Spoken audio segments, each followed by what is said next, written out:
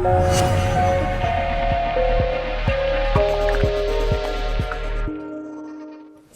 for those of you who don't know very much about Hope Not Hate, we have proud roots in the British anti-fascist movement. When the BNP attempted to mainstream to win council seats, we adapted to challenge hatred at the ballot box. We have a unique combination of research, education and public engagement. And by that I mean that we specifically engage with those who are attracted by fear and hate, to try and turn things around there. We do a lot of public education about hate groups and constructive ways to challenge those groups, and we work with groups and communities that are seeking to protect themselves or to actively challenge hatred that they're experiencing. So Hope Not Hate is very much front and centre of the progressive movement. And it's very interesting that up until relatively recently, I think as a movement, we thought our job was just to continue to seek progress, to seek individual equality, whether that's on the grounds of race, religion, sexuality, gender, class, progress on issues of collective responsibility like climate change, access to healthcare, respect for education and technological progress. And perhaps for the very first time, we're realising that we're on the back foot. We're having to defend the gains we've already made. These gains are being stripped away. So, in the context of the impact on Muslims, I thought some of these things are very familiar, more to you than they are to me. We're talking about debates and bans on hijab and niqab. We're talking about the bikini ban in France last year, the banning of minarets in Switzerland, Trump's Muslim travel ban, protests about halal meat being not labelled properly, these kinds of things. But this is actually a part of a far wider stripping back of individual liberties. There are groups and organisations across the world, some of them the two of you have already mentioned, maybe starting with maybe like the Tea Party movement and the alt-right now in America, new right-wing groups both in Central Europe and in Eastern Europe, even groups around Putin. They're all conceptualise a crisis in modernity. They want to return to their idea of tradition. They feel that liberal values have somehow emasculated their idea of Western society, weakened Western society and muddied the waters. And in that, they feel that there's a vacuum which has allowed their concept of an Islamist threat to come in because the West has weakened itself. Steve Bannon, we all love Steve Bannon, spoke at a conference, a right-wing conference held inside the Vatican in the summer of 2014. He made it very clear, so you can read it for yourselves. I believe we've come partly off track in the years since the fall of the Soviet Union, and we're starting now in the 21st century, which I believe strongly is a crisis both of our church, a crisis of our faith, a crisis of the West, a crisis of capitalism. So I think all these different groups around the world have slightly different visions of the future world they want. I'm sure that Putin's vision is different, for example, to Trump's, but they all agree on what has to be destroyed. And it's starting with this idea of liberal progressive democracy. They don't like multiculturalism, they don't like immigration, they don't like the melting pot, they certainly don't like women's rights, feminism, equality and LGBT plus rights. The scale of the threat we're facing is huge. There's a growing mistrust of facts, academics and truth. And the alt-right deliberately plays on this. They deliberately wind this up for politically motivated reasons. They want to undermine trust. They want to make it much harder to defend liberal values because the political environment is poisoned by online actors. So we mentioned before Paul Joseph Watson, and this is a 23-year-old living in a bedsit in South London. He has 450,000 followers on Twitter and 717,000 subscribers to his YouTube channel. And from there, he literally creates conspiracy theories, and he was one of the main people behind the conspiracy theory about Hillary Clinton's health, which was taken up by mainstream media like Fox News, and it became fact in people's minds. Other attacks would be things like the upsurge in hate crime post the Brexit vote.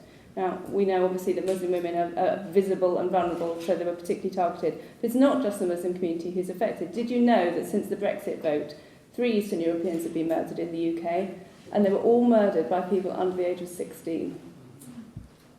The Roma communities across Europe are facing draconian new laws in lots of Central European countries. So another thing I'd like to talk about is attacks on women's reproductive rights. One of Trump's first executive orders was to defund any international development groups which even give women or girls overseas advice on abortion. The global gag rule is set to hit women of colour and low income hardest and health workers have warned it will inevitably cost lives. We have a political environment where those with extremist views or those with radical views have been enabled. So we have a Texas congressman who's now put forward a bill to make abortions a criminal offence in the state. He says it will, and I quote him, force women to be more personally responsible. Normally such an offensive idea would not be uttered by any serious politician because of the fear of backlash. But we have a new world order. There is no backlash now. In Arkansas, a new law lets men block their wives from having abortions, even in cases of marital rape. Since Trump was inaugurated, the White House website has had pages on LGBT issues, civil rights, climate change and healthcare all removed. They've just gone. And we have a dumbing down of intellectual norms.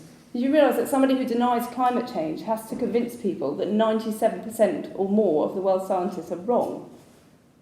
And we have Gove talking about how during the Brexit campaign how people have had enough of experts, and even things which we thought were long gone, like the anti-vax movement, with Andrew Wakefield being invited to speak to Trump before the inauguration, along with other anti-vaxxers. Andrew Wakefield actually attended one of the presidential inaugural balls. For those of you who, some of you might be a bit young to know, but he was the guy who started the MMR and autism link, the completely fraudulent scientist. Sorry, I got a whole load good. You're all the generation that it possibly affected. So in July, we did another follow-up on our Fear and Hope poll, which we'd done a big one of in February last year. And in July we did another one, and we found that the group that was most supportive of the sort of broadly government idea of what British values was British Muslims. And that would be things like rule of law, human rights, the ideas of tolerance and democracy. The group which most strongly supported those ideas was British Muslims. So sometimes it feels obviously like the government is attacking the Muslim community. It's interesting to think that the pillars of democracy that we take for granted are needed. Without those, the situation for Muslims in this country could get far worse. Human rights and democracy issues need to become part of the Muslim fight as well. These societal norms offer protection against right-wing forces. We have to understand what is breeding many of these problems.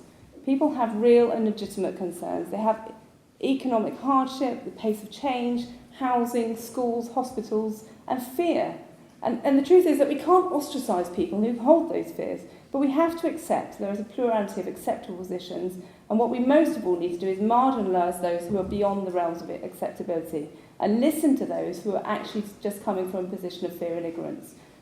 And as well as listening, we need to understand that stories help much more than facts do in the majority of cases. When we're challenging people, it doesn't work to go to somebody and say, but what you just said is racist.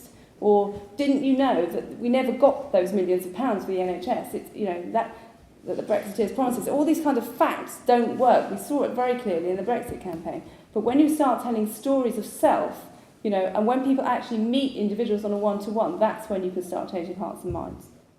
We need to wake up and see the scale of the problem. We need to see the big picture. We're all in this together. We need better cooperation between the different groups being attacked. What I wanted to say was that anti-Trump protests were massive at the beginning and very, very exciting, and we think this is the birth of a new movement. What you have to realise is the numbers are already dwindling. And what's going to happen as we play out, as this plays out, is that people will continue to protest about the issue which they feel most passionately about. But we need to get beyond that. We need to come together in strength. We need to continue protesting for each of our issues. We can't let the climate changers fight for climate change. We can't let the Muslims just fight for the Muslim ban. We need to come together and fight each other's fights. So I would say that the Muslim organisations and Muslim individuals have a responsibility to also get more involved with wider battles and build alliances. It's obviously a two-way street, but I think the Muslim community needs to concentrate on becoming more outward-facing. I kind of said the same thing a year ago, very tentatively. The thing is that everything's changed in the last year. The threat is now. A year ago, it was very nebulous. It sounded like a nice, good idea. Now it's urgent. Now we have to do it. Trump's in the White House. The political boost that's given to the far right in Western Europe and authoritarian regimes in Central and Eastern Europe, it's just scary, and we have to do something about it. So, on to fake news. Quite rightly, we're outraged when Muslims are smeared and demonised, but also Muslims are vital in challenging smears created within the Muslim community. The centre-right think tank Policy Exchange poll of December 2016 showed only 4% of British Muslims thought Al-Qaeda were behind 9/11. I'll just have a quick look at that. So we have 52% saying they didn't know, 31% saying it was the American government, 7% saying it was Jews, 4% saying it was Al-Qaeda, and 6% saying other. So this is something which nobody else can do for the Muslim community. Only the Muslim community can challenge myths that are created from within. We need to toxify and marginalise people who are extreme. We need to continue to keep extremists as extremists.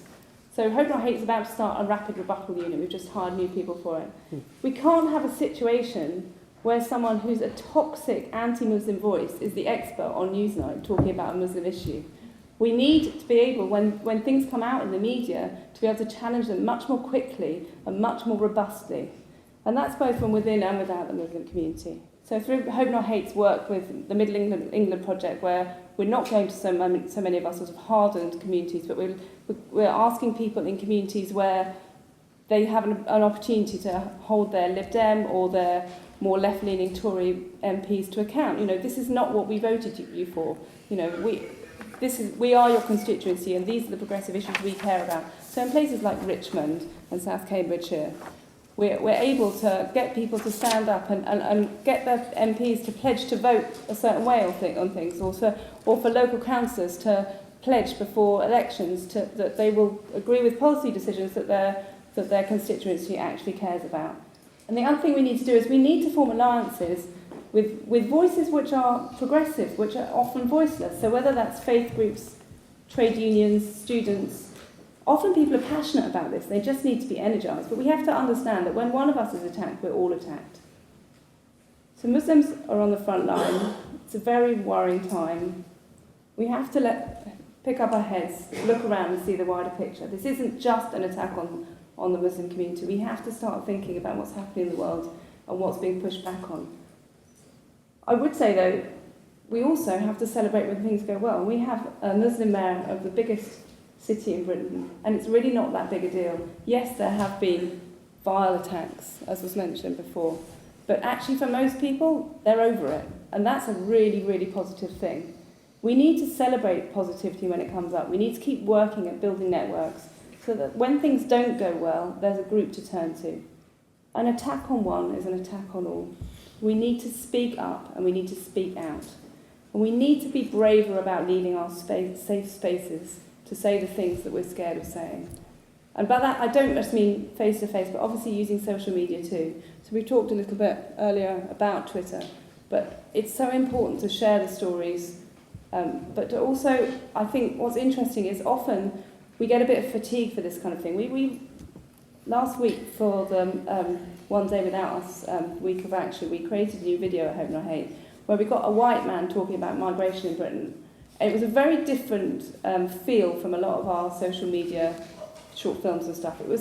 He was quite blokey and shouty, and they had him outside in front of traffic, so he had to yell and stuff. It went viral, and when I say viral, I think it was watched 2.6 million times in 48 hours.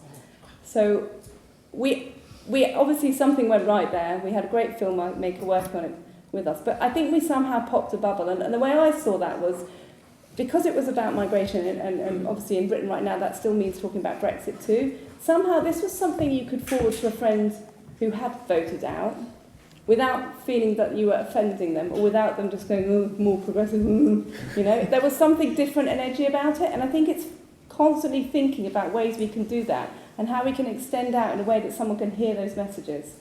So that's what I mean when I say being braver about leaving your safe spaces to say the things that need saying. Yeah. Thank you.